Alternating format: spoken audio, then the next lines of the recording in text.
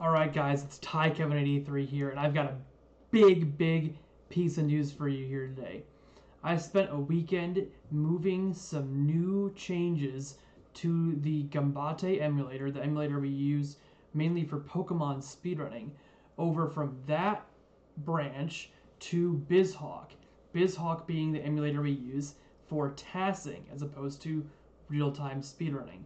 So we've got new improvements to the accuracy of our TASing emulator and new games that we can console verify as a result. So I've got for you here today a TAS of Super Mario Land that I've resynced on this experimental TASing emulator with these new changes from the speedrunning community with the help of entrpntr, gifvex to bombstew, wartab, Nat, Alyosha TAS, like billions of people who have been working on these emulators and helping me learn how to program them. So yeah, new improvements. Let's get started showing the actual sync. This is going to be Super Mario Land Rev 1.1, and we're going to get into why 1.1 is very important to make a distinction for here versus 1.0. So let's start the Super Mario Land TAS.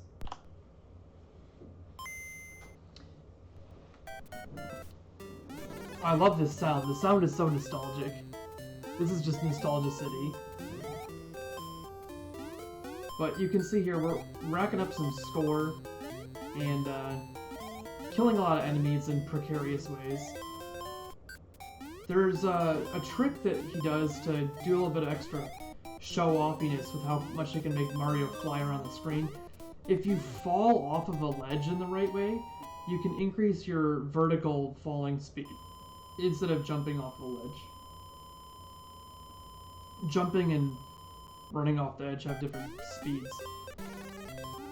But a little bit of a wait there to grab the power-up because it's actually faster to make sure you get all the power-ups early so that you can do the Fire Flower in the bonus levels and not lose time to getting an actual bonus out of that. Some really nice tech there with the fireballs. This is a resync I did from a TAS by Mugg, but the TAS was also against the 1.0 cart revision, and the 1.0 and 1.1 revisions of Super Mario Land have two main differences. One, their RNG is different, so you're going to get different ladders and bonuses in the bonus level. And two, very importantly, there is a glitch that is not possible in the 1.1 cart. They patched a glitch where you can beat some of the bosses more easily. And when we get to those boss levels, I'll tell you what the difference is, because we're not going to be able to do it. This is the 1.1 cart where the glitches have been patched. And hopefully when I get a 1.0 cart, I will be able to show you guys further improvements to this TAS possible when using the earliest cartridge of Super Mario Land. But I'll explain them here when we get to the boss levels where it's relevant. And now here, we manipulate selecting the Fire Flower. So you can see it very quickly get through that bonus level.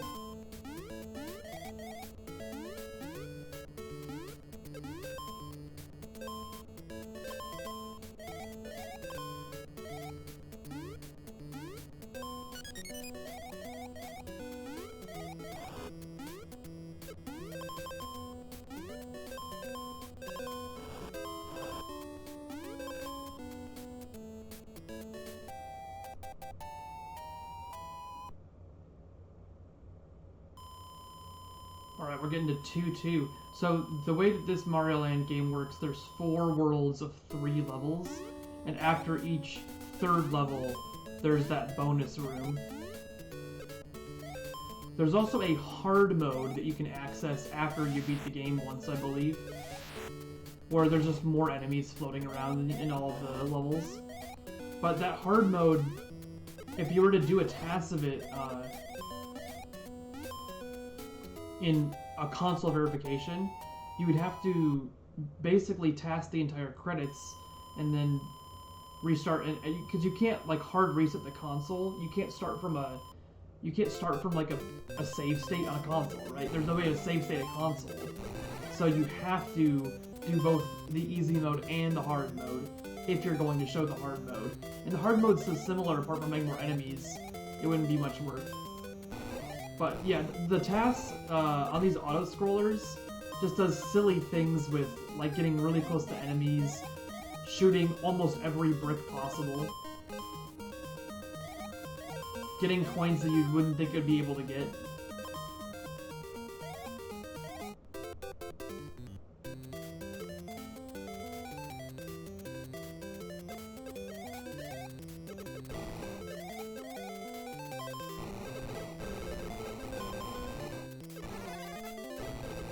And now here's where it starts to really show off. And the fact that it's syncing with the console through all of this is just ridiculous. Like, let me just try to explain this console sync concept again. So, I have BizHawk. I write the TAS in BizHawk. Then I export it with timestamps of the exact clock cycle at which to do each input. And you can see the controller going insane in the top middle of the screen. I have a controller reading out the inputs we're doing. Oh, okay, so here's how this level works, by the way. So we intentionally took damage so we would be smaller and then grabbed the power up to be bigger again as we were using our smallness to get through those bricks. So, really interesting trick to end that way. But the glitch is, you can actually avoid all of that, having to like delete those blocks on the 1.0 cart, because on the 1.0 cart, you can wrap around the left side of the screen and get pushed onto the right side. You don't die by getting thrown off the left side of the screen in the 1.0 cart. So in the 1.0 cart can cheat the boss levels, and that's why we're gonna do, hopefully soon, get a real 1.0 cart, and we can show you the console verification of that strategy too. But what I was saying with console verification, so the inputs you're seeing on the screen are time-stamped to the exact clock cycle on the Game Boy, and that they have to be sent to the console. So the amount of accuracy in order to have those timestamps be to the cycle and not just to a specific frame is much, much more complicated than just simply, oh, this many frames have passed.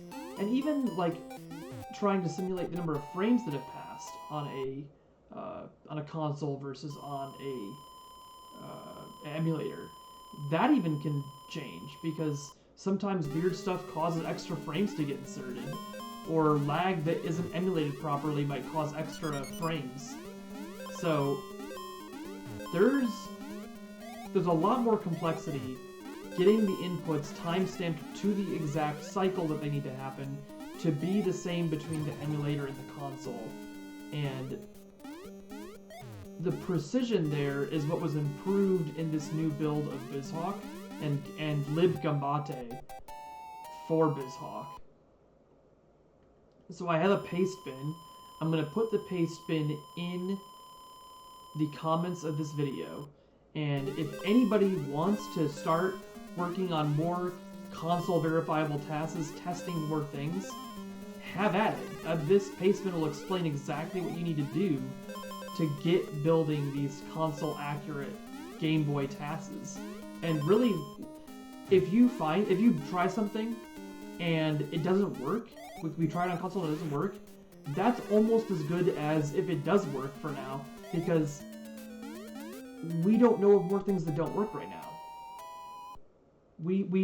Our limits of our understanding the Game Boy and Game Boy Color are getting stretched.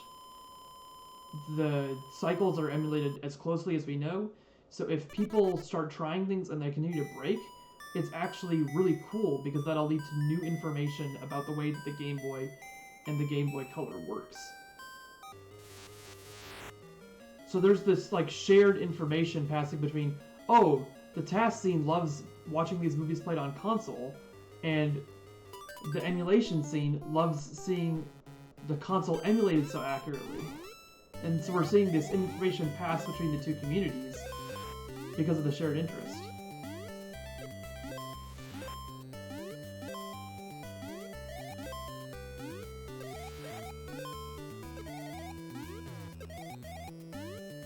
But now we've synced through all 3 of the bonus levels. So we know that this is getting to the absurd levels of accuracy for the RNG to be lining up exactly the way we need it to. And all the lag frames involved with some of these, like those ninjas right there, they lag out a ton, especially I think more on the 1.0 cart than on the 1.1 cart. So very cool stuff. And if you do enjoy seeing console verifications, if you enjoy seeing emulator progress, if you enjoy seeing Pokemon, if you enjoy seeing me play games on the computer with a Game Boy Advance, like RuneScape with a Game Boy Advance, check out the channel, watch some other videos, like things, subscribe. It's a fun channel. I try to stream sometimes on Twitch too, so I'm around. But continuing here with the end of this task, we've gotten through 4.2, so we got to the last auto-scroller, and we can start to see more of the shenanigans that can go on with the auto-scrollers.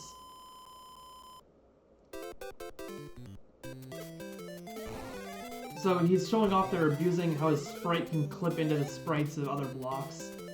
Your collision is only like a really small quarter pixel of your full sprite.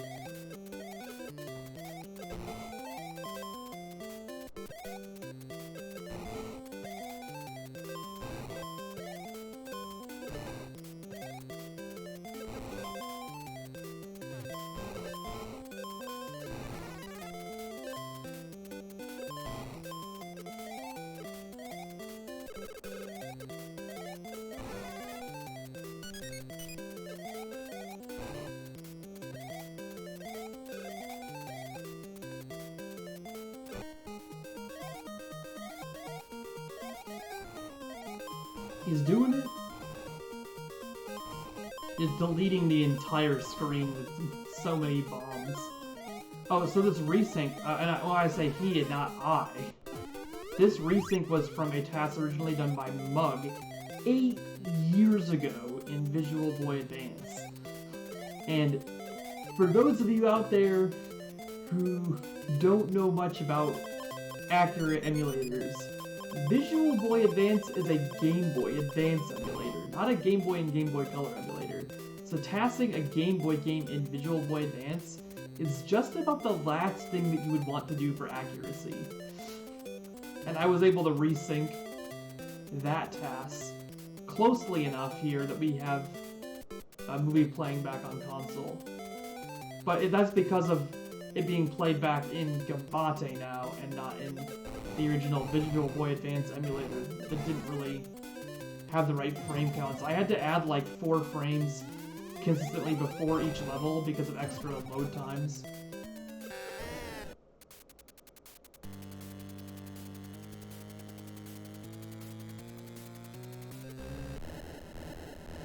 And that's the last boss.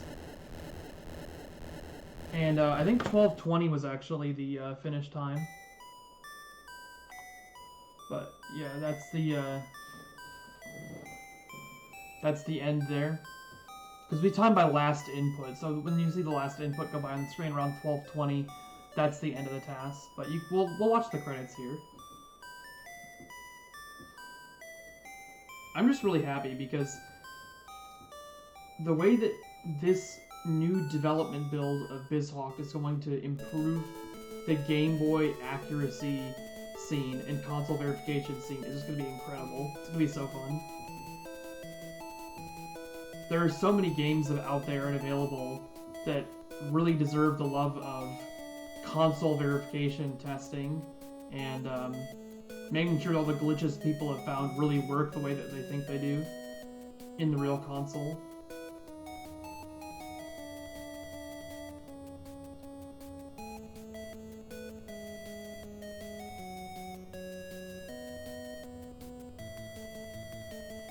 So yeah, if you like seeing console verifications, there will be tons more on this channel. If you like watching Super Mario Land, drop a comment.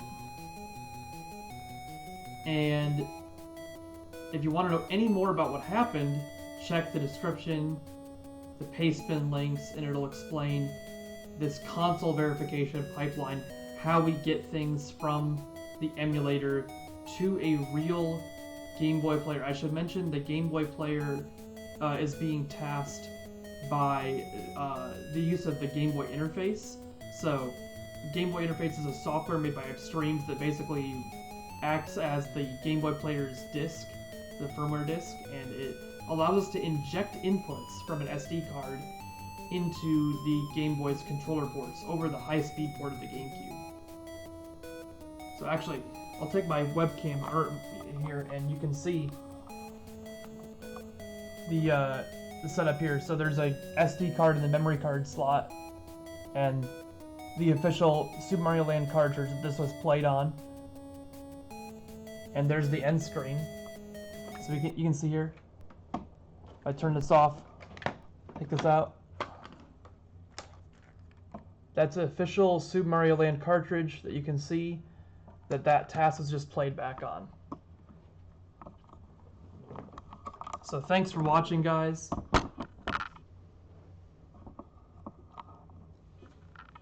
If you enjoyed it, stick around.